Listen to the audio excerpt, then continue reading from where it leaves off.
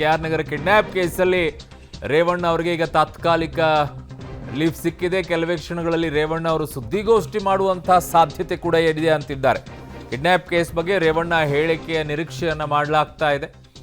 K R ನಗರ kidnap ಕೇಸಲ್ಲಿ ರೇವಣ್ಣ ಅವರ ಹೇಳಿಕೆ ಬರುತ್ತಾ ಬರಲ್ವಾ, ಇನ್ನು ಕಾನೂನಾತ್ಮಕವಾಗಿ ಅಲ್ಲಿ ವಕೀಲರಿದ್ದಾರೆ, ಅದ್ರ ಬಗ್ಗೆ ಕೂಡ ಚರ್ಚೆ ಮಾಡಬೇಕಾಗತ್ತೆ. ಕುಮಾರಸ್ವಾಮಿ ಅವರು ಕೂಡ ಅಲ್ಲೇ ಇದ್ದಾರೆ, ಎಲ್ಲರೂ ಕೂತ್ಕೊಂಡು ಮಾತುಕತೆಯನ್ನ ಮಾಡ್ತಾರೆ. ರೇವಣ್ಣ ಅವರು ಏನು ಹೇಳಿಕೆಯನ್ನ ಕೊಡಬೇಕಾ ಇಲ್ವಾ ಅನ್ನುವಂಥದ್ದು ನೋಡ್ತಾರೆ.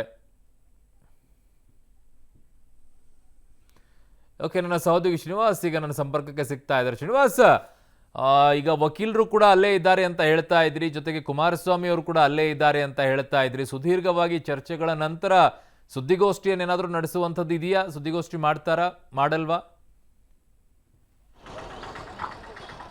ಅರುಣ್, ರೇವಣ್ಣ ಅವರು ಸುದ್ದಿಗೋಷ್ಠಿ ಮಾಡುವಂಥ ಮಾಹಿತಿಗಳು ಇನ್ನೂ ಕೂಡ ಲಭ್ಯವಾಗಿಲ್ಲ. ಆದರೆ ಲಾಯರ್ ಅವರು ರೇವಣ್ಣ ಅವರು ಬಂದ ಕೂಡಲೇ ದೇವೇಗೌಡರ ನಿವಾಸಕ್ಕೆ ಲಾಯರ್ ಕೂಡ ಬಂದಿದ್ದಾರೆ. ಹಾಗಾಗಿ ಒಂದಿಷ್ಟು ಮಾತುಕತೆ ಬಳಿಕ ಲಾಯರ್ ಏನಾದರೂ ಒಂದು ವೇಳೆ ಸುದ್ದಿಗೋಷ್ಠಿ ಮಾಡಲಿಕ್ಕೆ ಅನುಮತಿ ಕೊಟ್ಟರೆ ಬಹುಶಃ ಅವರು ಸುದ್ದಿಗೋಷ್ಠಿಗಳನ್ನು ಮಾಡ್ಬೋದು. ಯಾಕೆಂದರೆ ಕಳೆದ ಸಾರ್ತಿ ಅವರು ಕಸ್ಟಡಿಯಲ್ಲಿದ್ದಂಥ ಸಂದರ್ಭದಲ್ಲಿ ಮಾಧ್ಯಮಗಳಿಗೆ ಮಾತನಾಡುತ್ತಾ ವಿಚಾರವೇ ಕೋರ್ಟ್ನಲ್ಲಿ ಒಂದಿಷ್ಟು ಚರ್ಚೆ ಆಗಿತ್ತು. ಹಾಗಾಗಿ ವಕೀಲರ ಒಂದು ಅಭಿಪ್ರಾಯಗಳನ್ನು ಪಡೆದುಕೊಂಡು ಬಹುಶಃ ರೇವಣ್ಣ ಅವರು ಮಾತನಾಡಬೇಕಾ ಬೇಡವಾ ಅನ್ನುವಂಥದ್ದನ್ನು ನಿರ್ಧಾರ ಮಾಡ್ತಾರೆ. ಆದರೆ ಓವರಾಲ್ ಕೇಸ್ನ ಸಂಬಂಧಪಟ್ಟಂತೆ ಈಗ ವಕೀಲರು ಕೂಡ ದೇವೇಗೌಡರ ನಿವಾಸಕ್ಕೆ ಬಂದಿರೋದ್ರಿಂದ ಎಲ್ಲಾ ವಿಚಾರಗಳನ್ನ ಚರ್ಚೆ ಮಾಡ್ತಿದ್ದಾರೆ. ಒಂದು ಜಾಮೀನಾಯಿತು, ಮುಂದಿನ ಪ್ರಕ್ರಿಯೆಗಳೇನು, ಕೇಸ್ನಲ್ಲಿ ಇದೊಂದು ಷಡ್ಯಂತ್ರ ಅನ್ನುವಂತಹ ಆರೋಪವನ್ನ ಡೇ ಒನ್ ಇಂದನೂ ಕೂಡ ರೇವಣ್ಣ ಅವರು ಕುಮಾರಸ್ವಾಮಿ ಹೇಳ್ಕೊಂಡು ಬರ್ತಿರೋದ್ರಿಂದ ಮುಂದಿನ ಪ್ರಕ್ರಿಯೆಗಳೇನಾಗಬೇಕು, ಆ ಕಿಡ್ನಾಪ್ ಆಗಿರುವಂತಹ ವಿಚಾರ, ಅವರ ಮೇಲೆ ಬಂದಿರುವಂತಹ ಆರೋಪಗಳು, ಇದೆಲ್ಲವನ್ನು ಕೂಡ ಜಯಿಸಬೇಕಾದ್ರೆ ಮುಂದಿನ ಪ್ರಕ್ರಿಯೆಗಳು ಏನಾಗಬೇಕು ಅನ್ನುವಂತಹ ವಿಚಾರವಾಗಿ ವಕೀಲರ ಜೊತೆ ಚರ್ಚೆ ಮಾಡ್ತಿರುವಂತಹ ಸಾಧ್ಯತೆ ಇದೆ. ನಾನು ಈಗಾಗಲೇ ಹೇಳಿದಾಗೆ ವಕೀಲರೇನಾದರೂ ಅನುಮತಿ ಕೊಟ್ಟರೆ ಬಹುಶಃ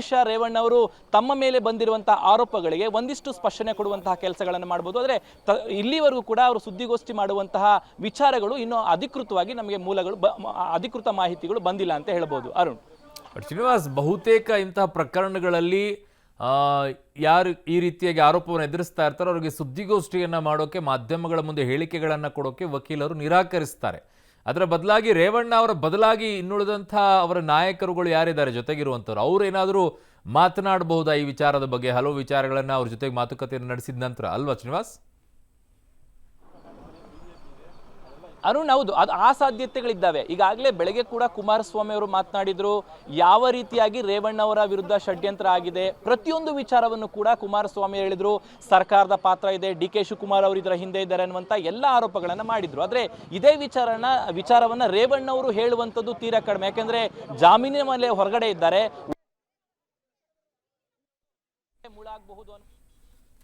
ಓಕೆ, ಸಂಪರ್ಕ ಸಾಧ್ಯ ಆಗ್ತಿಲ್ಲ, ಮತ್ತೆ ಸಂಪರ್ಕಿಸುವಂಥ ಪ್ರಯತ್ನವನ್ನು ಮಾಡೋಣ. ಸೊ ಈಗ ಸದ್ಯಕ್ಕೆ ಪದ್ಮನಾಭನಗರದಲ್ಲಿರುವಂಥ ದೇವೇಗೌಡರ ನಿವಾಸಕ್ಕೆ ರೇವಣ್ಣ ಅವರು ಬಂದಿದ್ದಾರೆ.